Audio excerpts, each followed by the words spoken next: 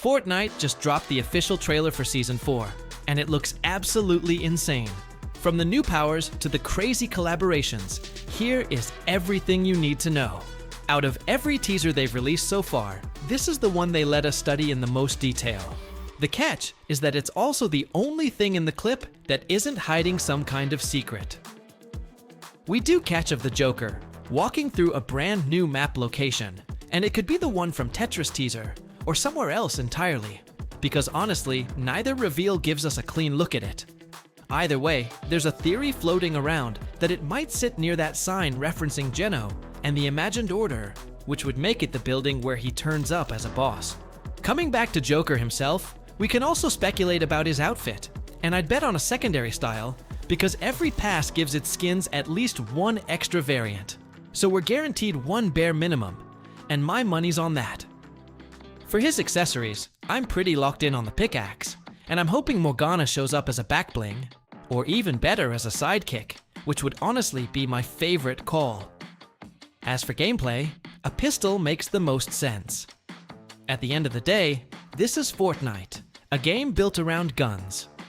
This season gave us the John Wick sidearm, which stands apart from the rest thanks to its firing stance and the way it reloads, so I think they could knock it out of the park with the Joker version.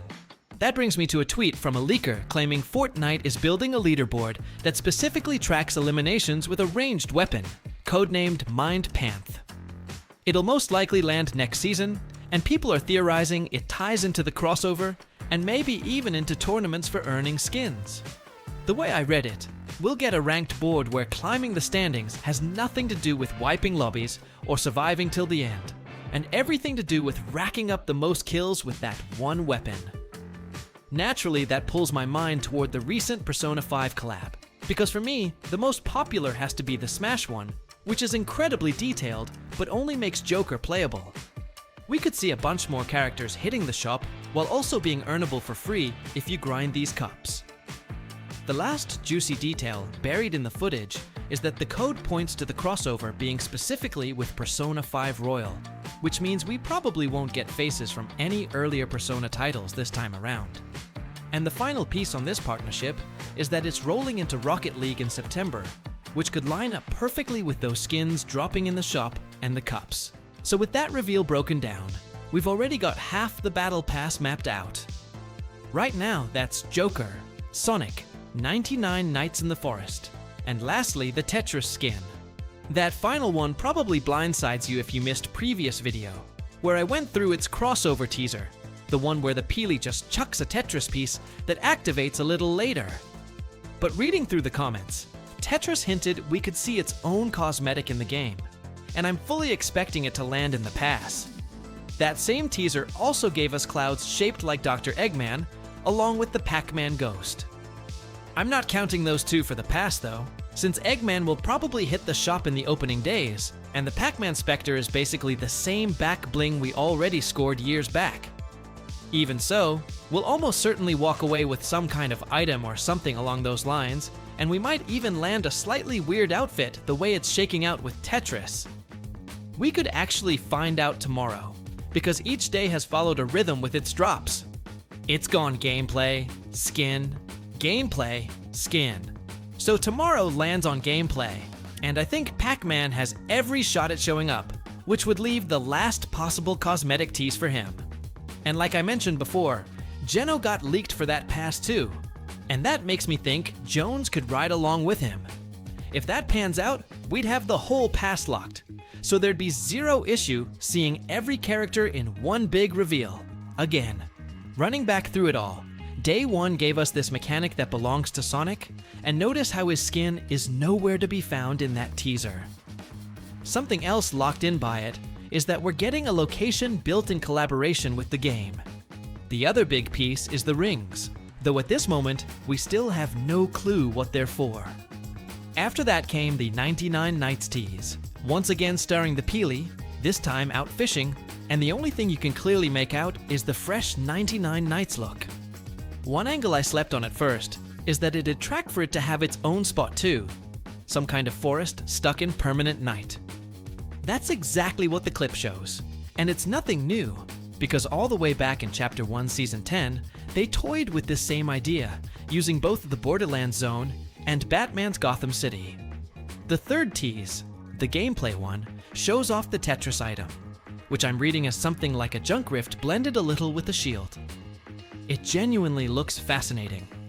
And the last thing that footage hands us, on top of the Easter eggs, the clouds and all that, is the location that'll be themed around this game as well. We also get power hours featuring the mythic 0 Point and Grim sprites, both surfacing at a way higher rate across every rarity.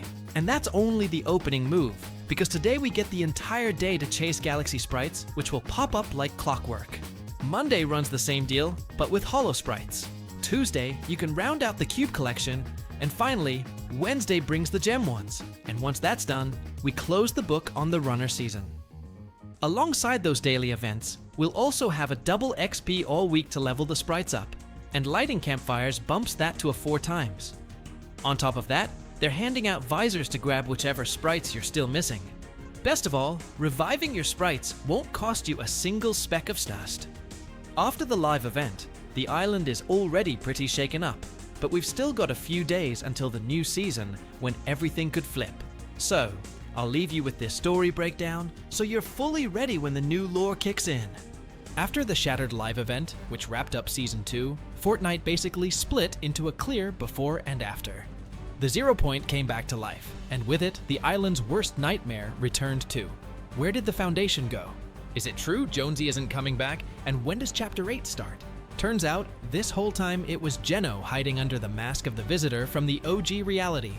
And despite that epic throwdown between the Foundation and the Ice King, the one who walked away the real winner was, big surprise, the Dark Voyager.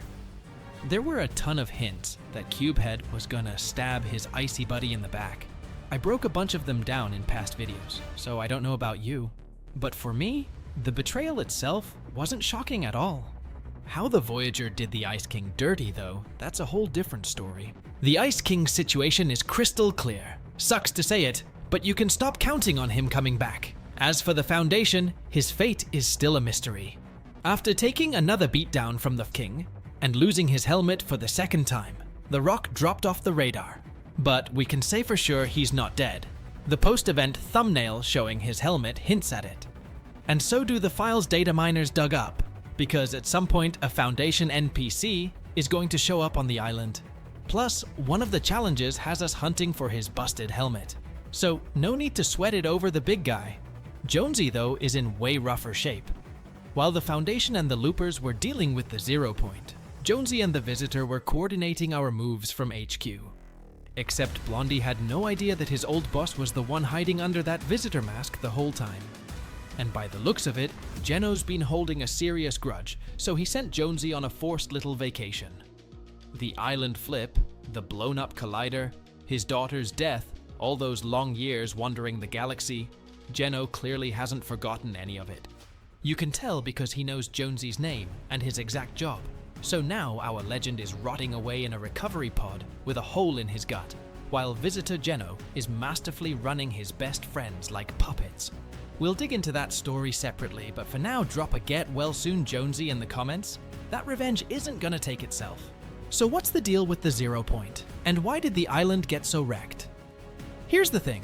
Just like I called it, the Voyager used his harvester like a giant power bank to revive the 0 Point. But firing it up triggered a wave of anomalies all over the island. The Voyager actually managed to overload the 0 Point, which is what blended the island with other dimensions. But his plan hit a snag too.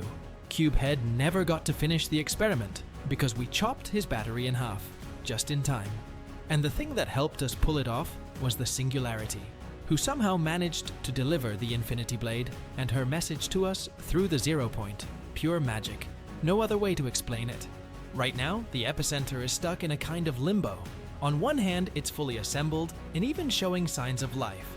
On the other hand, it's super unstable, and according to Hope, it could blow at any second and rip open a fresh black hole. So where does that leave us? A dead King, a missing Foundation, a barely alive Jonesy, and a massive bomb in the shape of the 0 Point. And behind all that chaos stands Geno. The crazy part is how the former leader of the Imagined Order played everyone so perfectly. And the big question is what he's planning next. If anybody still hasn't caught on, Nobody except us and Jonesy knows that Geno is the one behind the visitor mask, which means our friends have all become his hostages without even realizing it. If you walk up to Geno as Jonesy, he drops this creepy line about how it feels to rot in that pod while he plays puppet master with your innocent little lambs. But here's the wild part. Talk to him in any other skin and Geno acts all torn up that he couldn't protect the legend. Basically, in the snakiest, rattiest dude on the island contest, this guy is running away with the trophy. So now the whole girl squad is at Geno's beck and call, doing whatever he says. For example, he's got Dr. Sloan working on a device that's supposed to stabilize the epicenter. The build, by the way, is going up on a mountain near the 0 point, and that wonder weapon might just be where the season finale event goes down. Throw your guesses for what Sloan's actually putting together in the comments. The one having the hardest time in this crew right now is Hope. She was the most attached to Jonesy out of all of them, and now our girl is throwing everything she's got into getting her power of foresight back and figuring out who's really behind the hit on the legend. I'm having trouble with my visions. Can you help me investigate? Someone is listening to us. That's not good.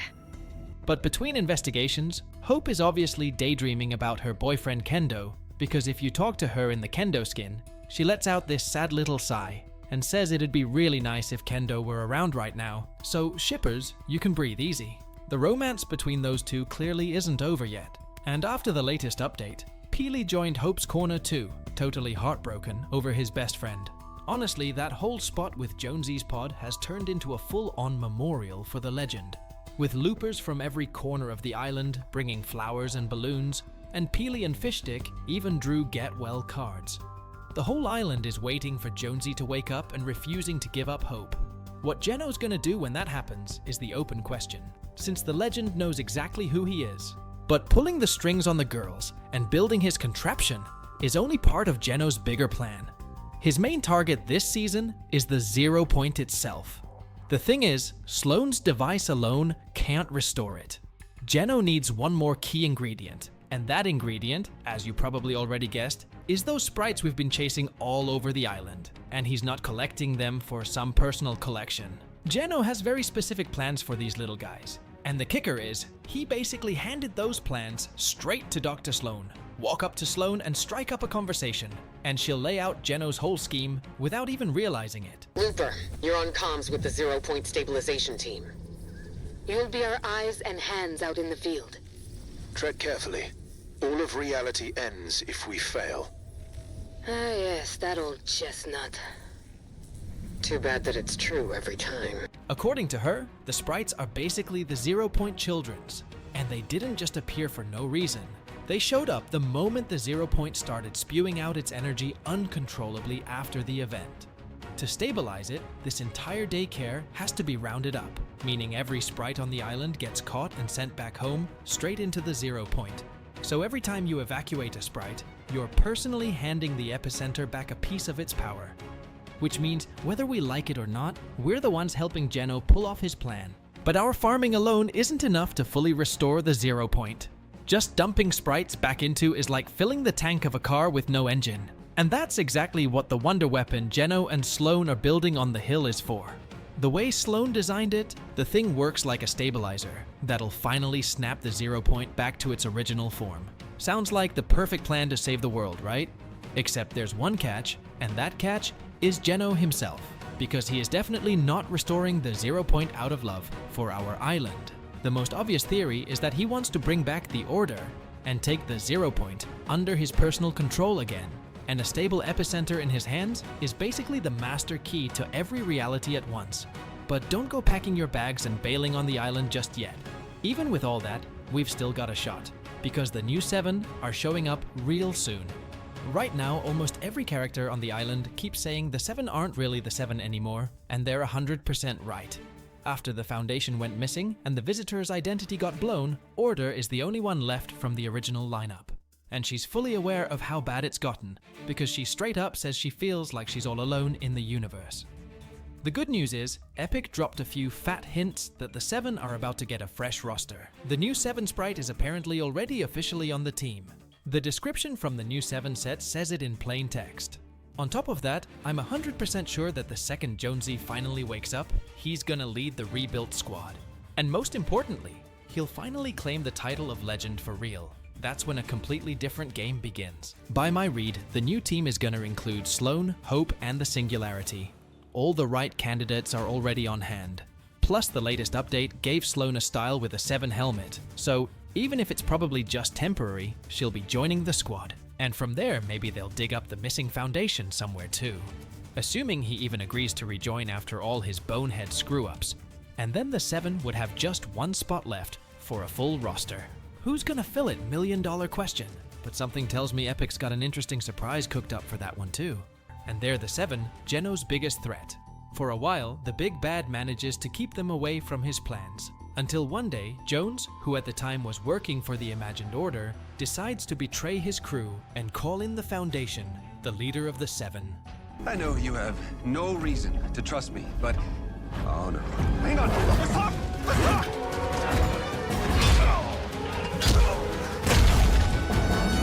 Geno! I can get you to Geno.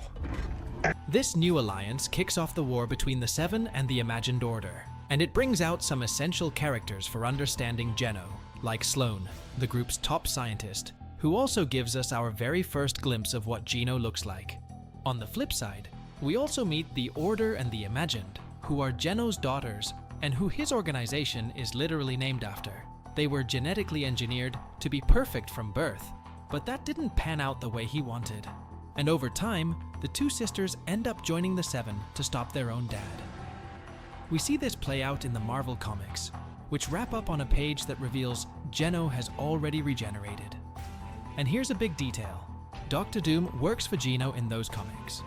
I'm pointing that out because, more than likely, the vast majority of villains we've seen in Fortnite have worked or are still working in the shadows for him. After the Season 3 final live event with this new island created, Geno is forced to run his plan B, use this new world to create the Oathbound, led by a loop copy of himself and Stellan, 2 essential characters who've carried us all the way here. Same perfectionist vision, but seen through the lens of a man with honor, represented by a medieval character who only uses battle to protect the world he wants to defend. This alternate origin also explains how Geno's personality evolved, because the man who now does literally anything for control and the pursuit of perfection started out only wanting to make the world a better place. But over time, he came to believe that'd be impossible unless he's the one shaping it. As for Stellan, we've got a guy working for the Oathbound who got orders from the Ageless to build a rift portal. He builds it because a shapeless man is whispering to him in his dreams, telling him he has to do it or there'll be terrible consequences. So he even asks us players to help him put the portal together. But somebody mysteriously sabotaged it, creating a red rift up in the sky. And this is where my theory kicks in, because that's the exact rift the shapeless man always wanted to create, who, surprise surprise, is Geno. Here's the thing, we already saw that same rift back in the last reality event, except that time it was the Cube Queen who generated it. This is where we've got to rewind to the moment Geno disappears, because after regenerating again, he most likely joined the last reality. Or maybe he's even running it now that the Queen has fallen. And there's the whole thing about those red rifts being the same ones we see years later in Fortnite OG, the ones that spawn the corrupted cube and bring the visitor's ship to the Chapter 7 island. It also makes it crystal clear that the Dark Voyager and all his golden cubes are just Geno's lackeys. To me, everything is under his control, and the story they tell us in Chapter 4 makes a whole lot more sense once you factor that in.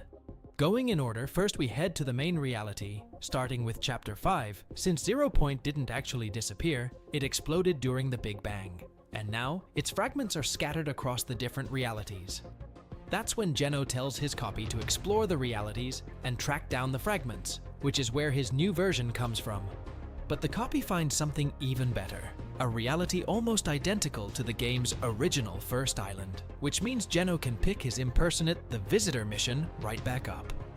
In this universe, he also meets the Voyager from Season 3, who'd later become the Dark Voyager.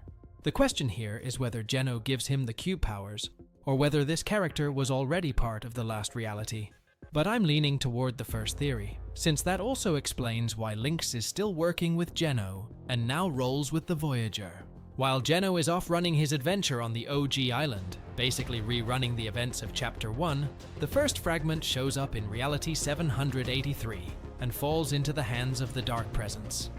If he wants a fight, he's got one.